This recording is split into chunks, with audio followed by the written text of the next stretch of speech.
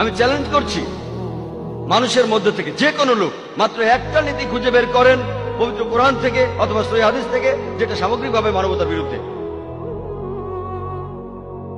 মনে করেন আপনি পরীক্ষা করে দেখবেন একটা গাড়ি কতখানি ভালো, আর মার্কেটের লেটেস্ট গাড়িটা মার্সিডিজ 600 ACL মার্কেটে নতুন এসেছে।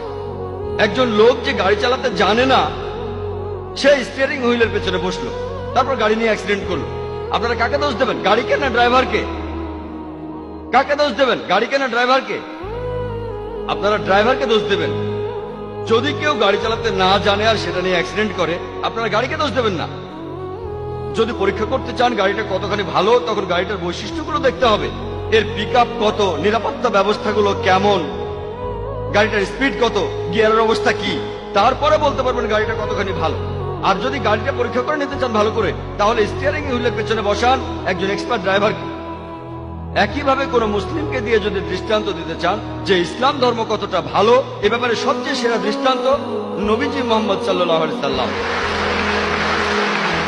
আমার দিকে তাকিয়ে আপনারা ইসলাম ধর্মকে বিচার করবেন না, অন্য কোন মুসলিম অথবা মুসলিম সমাজের কাজগুলোকে দেখবেন না। এখানে দেখবেন এক্সপার্ট কোন ড্রাইভারকে বা মানুষকে যিনি ইসলাম ধর্মের নিয়মগুলো জানেন পুরোপুরি। তিনি হলেন সর্বশেষ চূড়ান্ত নবী মুহাম্মদ সাল্লাল্লাহু আলাইহি সাল্লাম।